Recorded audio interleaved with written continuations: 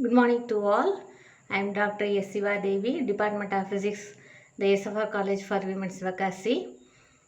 This is a course on digital electronics meant for 3rd BSc Physics students. The textbook is Digital Principles and Applications by Donald P. Leach and Albert Paul Malvino. Now we are all living in the digital world. We use many digital devices like digital watch, clock, calculator, thermometers, digital camera, iron box, fridge, etc., etc., etc. And we are all living in the digital world. Now you see this, we have online teaching and learning activities going on throughout the world. We have a wonderful opportunity to interact with each other without seeing each other with this digital technology. For this interaction, we require computers or laptops or cell phones, and the whole world has come into our hands. This is only because of the explosion in the digital technological world. So the learning of digital electronics is very, very important. You know, inside any digital system, we have integrated chips which can operate only with 0 volt or 5 volt. So they know only two states, on state or off state, or they know only two numbers, 0 or 1. So it is important to learn the binary number system. Binary number system means you have a number system in which you have only two numbers, 0 and 1. Since the integrated chips inside any digital device which are used to perform arithmetic and logical operations know only zeros and 1, we have to know to operate with 0 and 1. But we are used to decimal number system. So we must convert our decimal number system into binary number system before giving any data into the digital device. So we must know the conversion between decimal to binary and binary to decimal.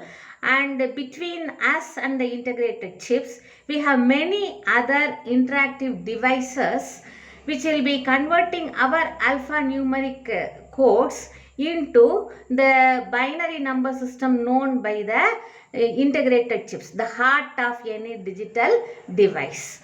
So we must know the number systems and codes. Then you must know the circuits which are used to perform or which are used to convert one number system into another number system, and you must know the circuits to perform the arithmetic and logical operations. So the first unit covers the number systems and codes and arithmetic circuits. So I have already told you that the binary number system uses only two digits, 0 and 1. Each number or letter, for example, if I say computer, in the computer you have the alphabets COMPUTER. Each letter is represented by different strings of binary digits. To count with binary numbers, it will be very helpful to review how an odometer counts. You all know about odometer. It is a device used to count the miles traveled by any vehicle, a two-wheeler or four-wheeler. So usually we have decimal odometer. Before going to counting in binary number system, we must understand the decimal odometer. In any decimal odometer, you will be having wheels arranged side by side. On the wheels, you have numbers from 0 to 9. When the vehicle crosses 1 mile, then the first wheel will be rotating. Initially all the wheels will be showing 0 0 0 0 0, and when the car crosses the first mile, the first will be rotating and showing the number 1. So now the odometer reading is 00001. When the next mile is crossed, it will be showing the reading 0002 and so on up to 0009. And what happens when 9 comes? The first wheel will be reset to 0, that is 9 goes back to 0, and the second wheel advances by 1. We say that the first wheel is reset and the carry is taken to the second wheel and it is added with the number in the second wheel. So in the second wheel, you will be having the number 1 and the first wheel is reset to 0. So what we get is 00010. We say that the unit wheel has reset to 0 and sent a carry to the tens wheel. Okay. In the same way, suppose if the first 3 wheels show 999, then when the next kilometer is crossed, the first wheel is reset to 0, takes a carry 1 to the next wheel.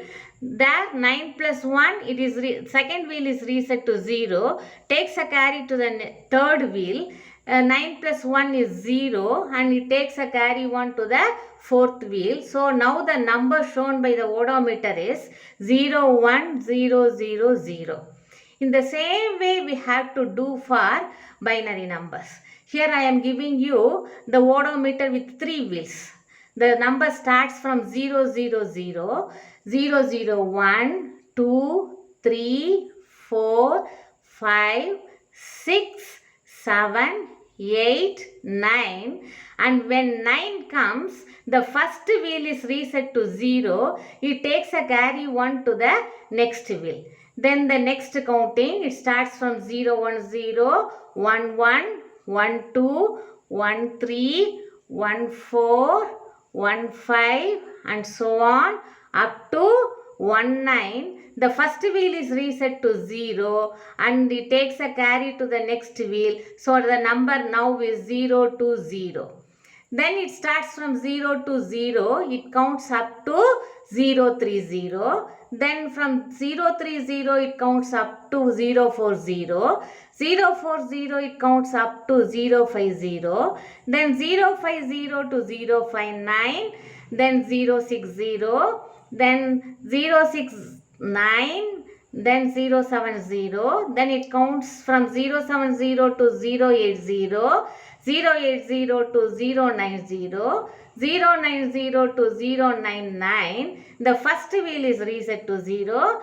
It takes a carry to the next wheel and 9 plus 1, the second wheel is reset to 0 and it takes a carry to the third wheel. This is how a decimal odometer works. Now when you come to the binary odometer, it deals with only 2 digits, 0 and 1. So, when each wheel turns, it displays 0, then 1, then back to 0 and the cycle repeats. A 4-digit binary odometer starts with 0000. After 1 mile, it indicates 0001 and after the second mile, the first digit is reset to 0 and it takes a carry 1 to the next digit. So the number now shown is 0010. For the next mile, it shows 0011. Then for the next mile, the first digit is reset to 0, the second digit is reset to 0 and it takes a carry to the third digit. So you have 0100. Like this the count goes on. So starting with 0000, you have 0001, 0010, 0011, 0100, 0101, 0110, 0111, 1000, 1001, 1010, 1011, 100, 1101, 1110, 1111. So with 4-digit binary number, we can count number from 0 to 15. We have 16 numbers. If you have 4 bits, then it is called a nibble. This is a common notation used in digital electronics. If you have both combination of 4 bits, then it is called a nibble. If you have a combination of 8 bits, then it is called byte. So a bit is 1 bit, one digit. So a bit is represented as x. Nibble 4x, byte 8x. The x can be 0 or 1.